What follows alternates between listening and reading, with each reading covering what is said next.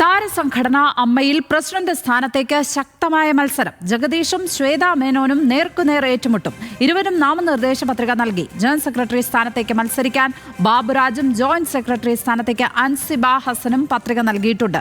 പത്രിക സമർപ്പിക്കേണ്ട അവസാന തീയതി ഇന്നാണ്. സൂക്ഷ്മ പരിശോധനയ്ക്ക് ശേഷം വൈകിട്ട് 5:30 സ്ഥാനാർത്ഥി പട്ടിക പ്രസിദ്ധീകരിക്കും. സൈഫുനിസ അലിയാർ ചേരുന്നു വിവരങ്ങളുമായി. സൈഫുനിസ, വലിയ മത്സരമാണ് അമ്മയിൽ നടക്കുന്നത് എന്നാണ് മനസ്സിലാകുന്നത്. നിരവധി താരങ്ങൾ മത്സര രംഗത്തേക്ക് പ്രവേശിച്ചിട്ടുണ്ട്. ഏതൊക്കെ ചേരികളിലായാണ് മത്സരം നടക്കുന്നത്? ഇതിനോടകം ആരൊക്കെയാണ് പത്രിക സമർപ്പിച്ചിരിക്കുന്നത്? ഇന്ന് വൈകിട്ടാണ് പത്രിക സമർപ്പിക്കാനുള്ള അവസാന സമയം. അപ്പോൾ ഇനിയും താരങ്ങൾ പത്രികയുമായി എത്തുമോ? എന്താണ് ലഭിക്കുന്ന വിവരങ്ങൾ?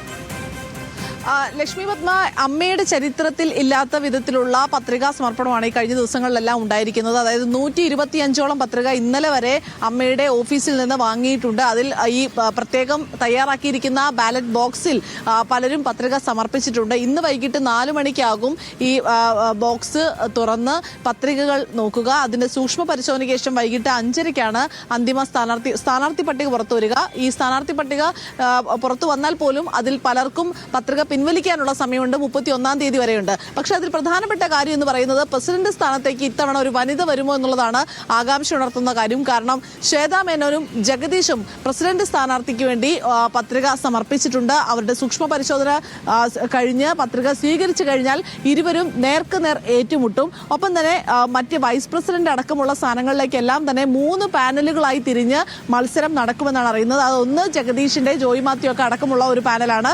മറ്റൊന്ന് ബാബുരാജിന്റെ പാനലാണ്. വേറൊന്ന് രവീന്ദ്രന്റെ പാനലാണ്. രവീന്ദ്രന്റെ പാനലിലാണ് ശ്വേത മേനോൻ പ്രസിഡന്റ് സ്ഥാനത്തേക്ക് മത്സരിക്കുന്നത്. വൈസ് പ്രസിഡന്റ് സ്ഥാനത്തേക്കാണ് രവീന്ദ്രനും ഒപ്പം തന്നെ ജയൻ ചേർത്തല അടക്കമുള്ളവർ ഇപ്പോൾ നോമിനേഷൻ കൊടുത്തിരിക്കുന്നത്.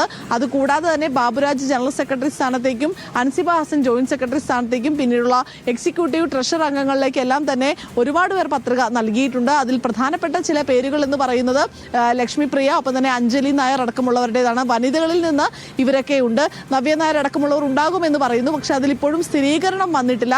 നേരത്തെ ഈ പ്രസിഡന്റ് സ്ഥാനത്തേക്ക് തെരഞ്ഞെടുപ്പ് ഉണ്ടാകില്ല, സർവ്വസമ്മതനായ ഒരാളെ കൊണ്ടുവരുമെന്നായിരുന്നു പറഞ്ഞിരുന്നത്. അതിൽ കുഞ്ചാക്കോ ബോബനെയും വിജയരാഘവനെയും ഒക്കെ ഇവർ സമീപിച്ചിരുന്നു, ജയറാമിനെയും ഒക്കെ സമീപിച്ചിരുന്നു.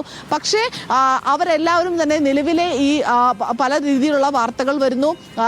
സംഘടന വലിയ രീതിയിൽ പ്രതിക്കൂട്ടിലാകുന്ന അവസ്ഥ വരുന്നു. അതുകൊണ്ട് തന്നെ ഈ സമയത്ത് സംഘടനയുടെ നേതൃത്വത്തിലേക്ക് വരാൻ താല്പര്യമില്ല എന്ന് ഇവർ അറിയിക്കുകയും പിന്നീട് പിന്മാറുകയുമായിരുന്നു. അതേ തുടർന്നാണ് ഒരു ഒറ്റ പേരിലേക്ക് എത്താൻ കഴിയാതെ വന്നതോടെയാണ് ഈ പ്രസിഡന്റ് സ്ഥാനത്തേക്ക് നിരവധി പേർ പത്രിക സമർപ്പിച്ചിരിക്കുന്നത്.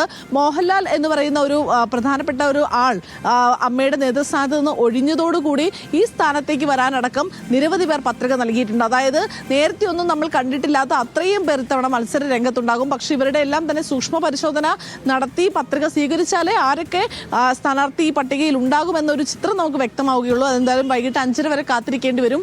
ഒരു പൂർണ്ണമായ ചിത്രം മനസ്സിലാക്കണം ഈ മാസം 31 വരെ കാത്തിരിക്കണം. കാരണം അന്നാണ് പത്രിക പിൻവലിക്കാനുള്ളവരൊക്കെ പിൻവലിച്ച് ഈ കൃത്യമായ ഒരു സ്ഥാനാർത്ഥികളുടെ ലിസ്റ്റ് അറിയാൻ പറ്റുള്ളൂ. ഇപ്പോൾ ജോയ് മാത്യു അടക്കമുള്ളവർ പ്രസിഡന്റ് സ്ഥാനത്തേക്കൊക്കെ നാമനിർദ്ദേശ പത്രിക കൊടുത്തിട്ടുണ്ട് എന്നാണ് മനസ്സിലാക്കുന്നത്. അങ്ങനെയെങ്കിൽ ജഗദീഷിന്റെ പത്രിക സ്വീകരിക്കുകയാണെങ്കിൽ ചിലപ്പോൾ ജോയ് മാത്യു പ്രസിഡന്റ് സ്ഥാനത്ത് നിന്നുള്ള പത്രിക പിൻവലിച്ച് മറ്റ് ജനറൽ സെക്രട്ടറി അല്ലെങ്കിൽ വൈസ് പ്രസിഡന്റ് സ്ഥാനത്തേക്കൊക്കെയുള്ള പത്രികയിലേക്ക് മത്സരിക്കാനാകും സാധ്യതയുള്ളത്.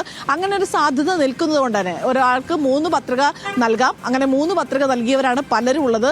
അതുകൊണ്ട് തന്നെ ഇതിൽ ഏതിൽ ഇവർ മത്സരിക്കുമെന്നുള്ള കാര്യത്തിൽ ഇന്ന് വൈകിട്ട് മാത്രമേ നമുക്ക് വ്യക്തത വരികയുള്ളൂ. ലക്ഷ്മി, സൈഫുനിസ അലിയാറാണ് അമ്മയിലെ പോരാട്ടം സംബന്ധിച്ച വിവരങ്ങൾ പങ്കുവച്ചപ്പോൾ.